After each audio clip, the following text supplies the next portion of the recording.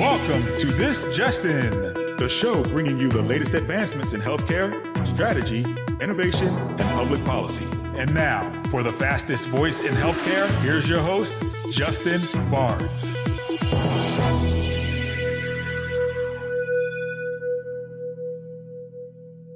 Thank you for tuning in, and welcome to This Just In. I'm your host, Justin Barnes. In these segments, I'll bring you the latest advancements in healthcare, strategy, public policy, and innovation. As always, we're broadcasting from the This Just In studios on the Business Radio X network, as well as the Healthcare Now radio network. And talk about these great networks, I'm very excited to announce that I'm teaming up with my broadcast partners, and we're hosting a live show on Wednesday, August 28th, from 11 a.m. to 2 p.m. Eastern from the This Just In studios here in Atlanta. Similar to our live broadcast each year during the annual HIMSS conference, I'll host a great slate of industry's most sought after CEOs, CIOs, care providers, policy leaders, and healthcare visionaries. I even expect a special guest from ONC and HHS, and I should be finalizing that here in the coming days, and we'll make those announcements for sure. But mark your calendars, please, for August 28th from 11 a.m. to 2 p.m. Eastern, and you can stream us live at brxlive.com, thisjustinradio.com, and certainly healthcarenowradio.com. We expect over 50,000 listeners due to our broad network reach, so be sure to tune in. For this episode, though, my 181st episode, we have a very special healthcare thought leader guest and good friend of mine, Dr. Brian Hill, co-founder and chief medical officer of Hip Nation Healthcare. Welcome to the show, my friend. So great to be back, Justin. It's always just fun to engage and converse with you. Thank you, my friend. I'm looking very forward to this show, and I know that you have a lot going on, a very busy guy, but I know consumerism is a very important topic. It's been growing probably over the last decade, right? 15 years.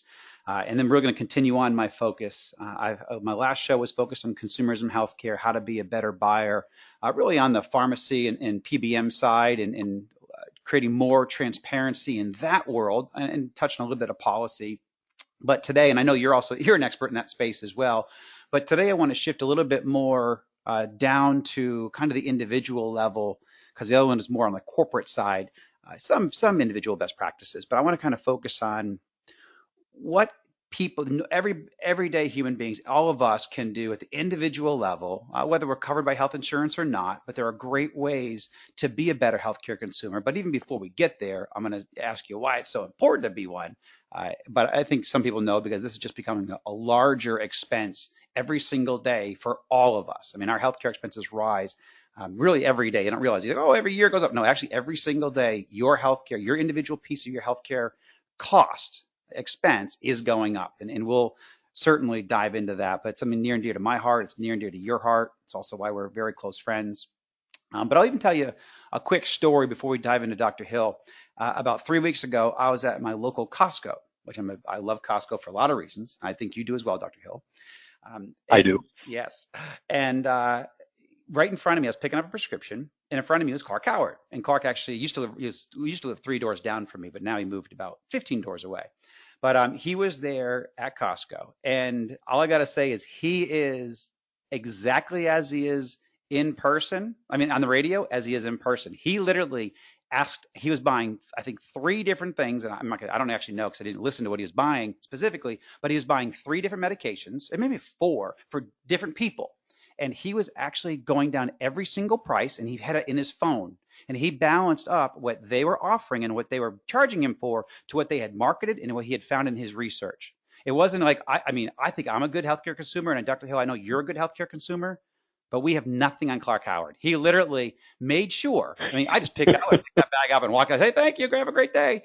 He literally walked through all the medications, and then he actually checked the prices of each single one, and one of them was, or 2 of them were not accurate in some way, and he debated. He said, well, is this one cheaper then? Because he knew that they were very similar, if not exact, but he was balancing me 2 different medications. And it was just, I couldn't believe how specific and exact he was, and I was just very impressed. So anyhow, I know you're amazing, but that was pretty remarkable that he was that. That's awesome. Isn't it cool though? So, yeah. But before we dive into all the consumers and best practices, because that was kind of just one of them, but from Clark Howard specifically. But you have an amazing venture that's beginning to really pick up some great steam. So tell us about Hip Nation before we dive into some of the healthcare consumerism stuff, Dr. Hill.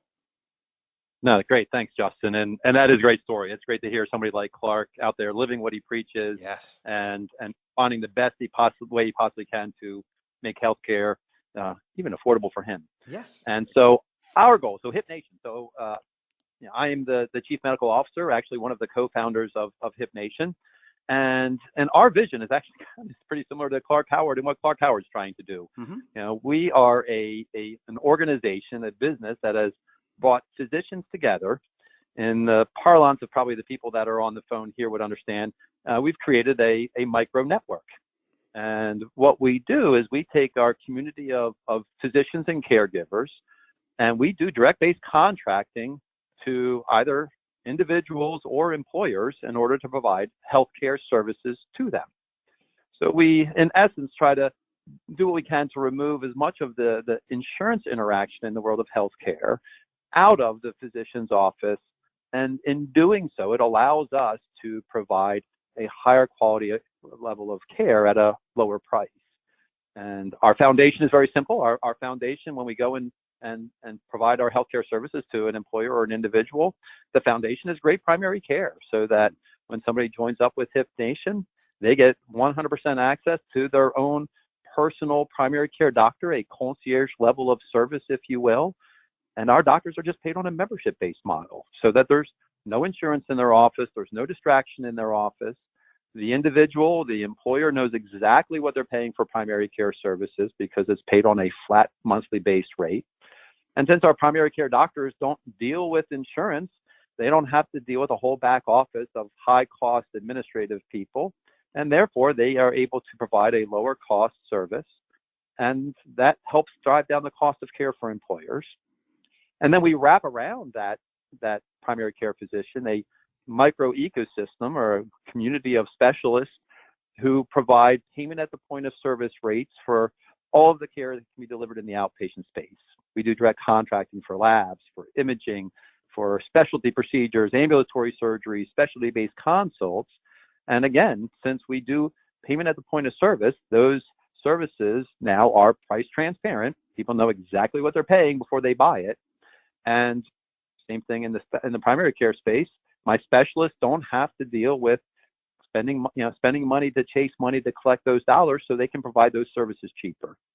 So we provide great primary care, low-cost specialty care, and we can sell those services to individuals and employers and wrap insurance products around that actually work in wonderful synergy with us to really create a full healthcare solution for people. Love it. Love it. Congratulations. And I think after meeting you and even learning more, I thought I was a pretty good expert on healthcare consumerism. But once I met you, I realized I was not. I learned a lot from you.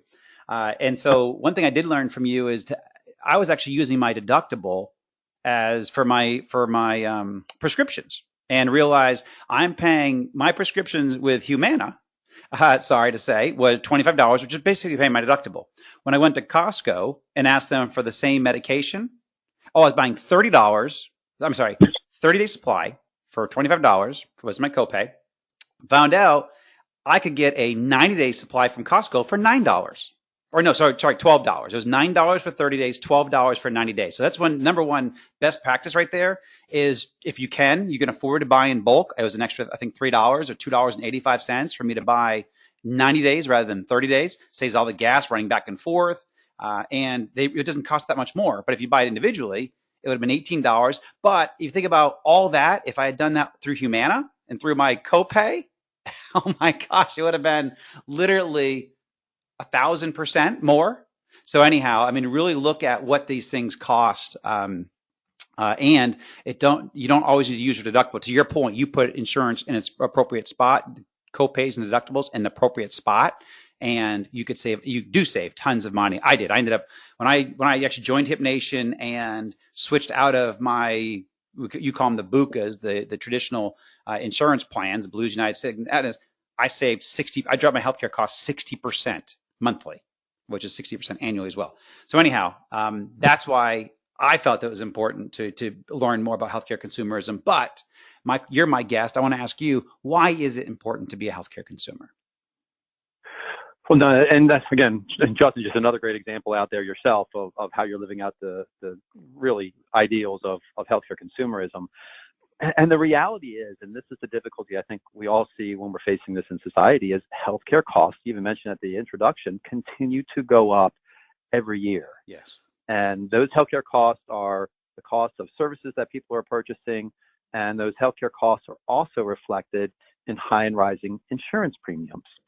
And it's gotten to the point where so many people have just kind of thrown their arms up in the air and just say, I just can't afford healthcare services. I'm just going to wing it out here, and I'm not going to access healthcare because it's too expensive. Instead, what we really need to be doing is approaching healthcare just like another consumer good and say, how can I find the best way to access lower cost healthcare services and not actually have to pay, these artificially inflated rates that we're oftentimes seeing through things like co-pays that you just mentioned for pharmaceutical products that you could buy cheaper by just paying at the point of service through the pharmacy. And the same thing even comes true into physician offices that you can oftentimes get a lot lower cost healthcare services by actually doing direct payment at that point of service. So consumerism actually starts driving access to healthcare and driving down the cost of expenses for people. Yeah, you bring up a good point, and we talked a little bit about this off air, but people research their cars, vacations, even, what kind of watch they're going to buy more than they research their health care. I mean, that is baffling. First of all, I was that, so it's not completely baffling, but now in this day and age with how much healthcare costs, I mean, people are paying, even individually or even with their businesses, $2,000 a month, $1,500 to $2,500 a month. The average family pays to access healthcare. Then they have a large deductible they have to get across. So, yep. I mean, I would be researching that. I'm in the hundreds. I mean, I think for my wife and I, we pay $450 for the most amazing care on the planet, and it's $450 a month. So, and it's we're very, very fortunate, but we found HipNation and we found, some great solutions out there. So. And that's the sad part of what we kind of see in today's society is we've almost devalued healthcare so much because it is almost a bit of a black box out here. Right. That the thing that is the most important part of our existence, I mean, our well-being, our health is such a huge part of our human capital, and we're ignoring it. We're not maximizing it and pursuing it. A statement I had a meeting the other day with an employer, and a 55-year-old gentleman, and he said, I haven't seen my primary care doctor in 5 years.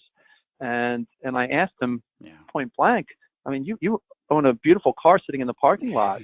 You take that to the dealership and have it, looked at every 3 months. And Exactly. Yet the thing that's the most valuable, you're not pursuing the level of care and attention that it needs.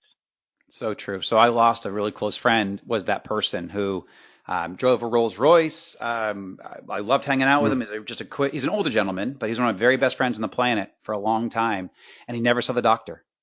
And he died of stomach cancer because they never caught it. At the time they caught it, there was 2 softball size lumps in his stomach. And he died within 7 months of finding out, but he never went to the doctor. It was like 5 or 6, 7 years since he had gone last. And if he had gone every once a year, I go once a year to see my doctor and get a clean bill of health. And, but when something happens, you got it. And, you got to catch it ahead of time. You know that.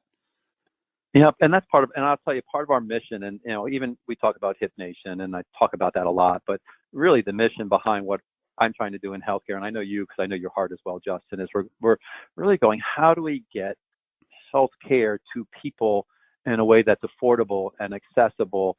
How do we actually drive this idea of consumerism forward to allow healthcare to actually meet the needs of the consumer?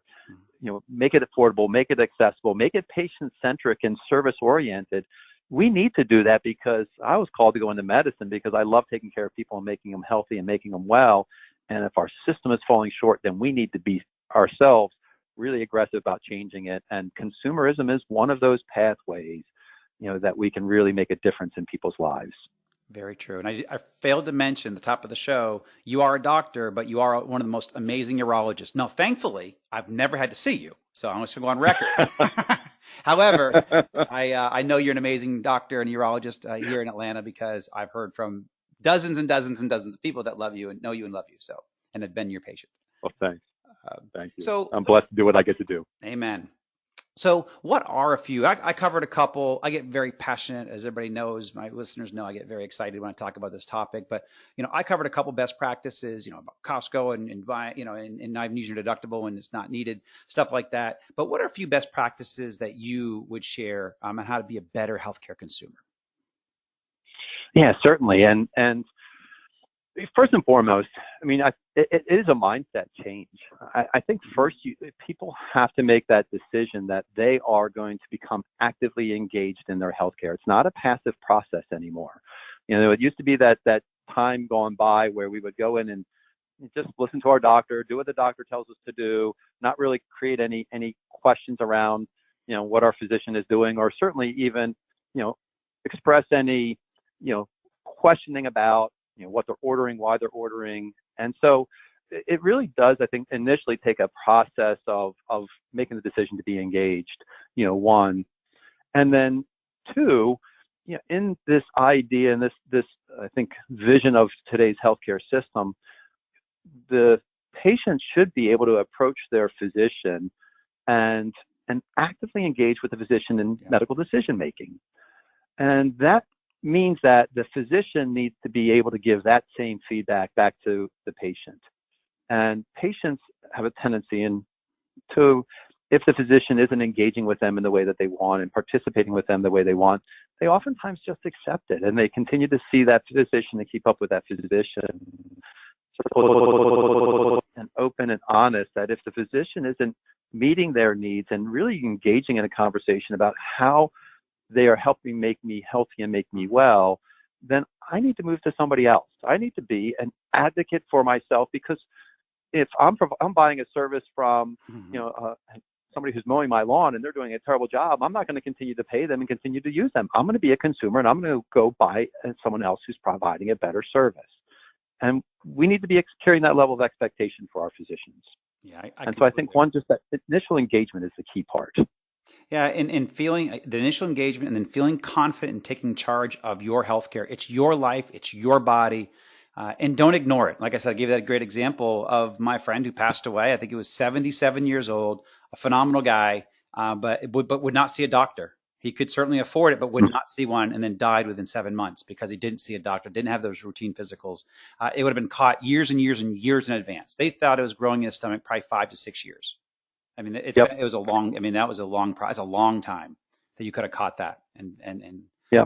So people should be looking at their physician as an advocate for them. I mean, we like to talk about, that physician should almost be like that doctor in the family mentality, that you should really be walking hand in hand together with the physician as an advocate for your health and wellness. And if you're not getting that feedback from your physician, then it really is time for you to really assess whether or not that physician is the right person for you. That's great. So one thing near and dear is obviously healthcare costs are rising, insurance costs are rising. Let's not go down that path. However, how, giving, again, consumerism best practices, how can someone find a higher quality healthcare or insurance? And obviously those are not the same to you, and I totally agree. Insurance is one piece, healthcare is completely separate. It's all intertwined, and that's what's really driving up the cost and way too much utilization. But how do we find better healthcare and better insurance options? Yeah, certainly, and that does become a difficult play in today's world, and some of it is just because of the sclerosis of the system, has made it so that there is not a lot of innovation that's going on in the marketplace for health insurance and even health care. The beauty is that we're starting to see more and more, which I love. Mm-hmm. And so the places and the ways that I approach these, and you're right, health insurance and health care are two very different things. The health insurance is a paid-for model for the service of health care. So on the healthcare side, again, I take a look at trying to find the quality of physician by making sure that I can sit down and have a physician that can spend time, create a relationship with me, and has that active engagement in my meeting my needs and really kind of finding a way to make sure they're focusing on the health and wellness of me. And so the difficulty of looking out there and trying to find that online, I know a lot of people go online and they look at things like health grades and they look at vitals, and there can be some valuable information in those, but most of those are very blunt tools. of Right. of just kind of rating physicians or physician offices, based on the anecdotal experience of a patient. And so the one pathway that I always recommend to my patients is one, talk to family members, friends, people in your local community, to try to see if you can really get more of that robust evaluation from those that are in the community about the physicians that they are seeing. And as a physician, my always go to is, I generally know who's good and who's not in this world. Talk to your physicians. If you have friends that are physicians, if you're seeing specialists, and really it's that wonderful kind of cliche of a question, but ask them, who would they have their wife or their husband go see? And try to kind of get some of that inside baseball and really put it to them a little bit to make sure they're really giving an honest answer when they do so. So really trying to get into that nitty gritty of finding that quality physician oftentimes in today's world really becomes, more trying to, find those in your local community that can help you. There are some services that are being developed and looked out in the marketplace right now that are trying to give us better insight into physicians in the community. There's some innovators and companies like Quantros that are looking out at quality metrics for physicians in the community. Certainly hospital-based groups, that we all know very well. I know you do the Leapfrog group really well, Justin. Yes. They're looking at the hospital systems and trying to find quality of care metrics to help us direct the care level of the hospital. So certainly some tools that are out there to try to help. But most of it is really, I think, you as an individual being willing to walk away. If the physician is not meeting your needs, and then you have to be willing to walk away to somebody else until you find that real relationship for you. So a follow-up question, because and this is a tough one. How can you find a price of healthcare costs? Because you and I are big supporters of transparency, but when it's not offered or not easily found, how can you get a price of a procedure or a service or an appointment?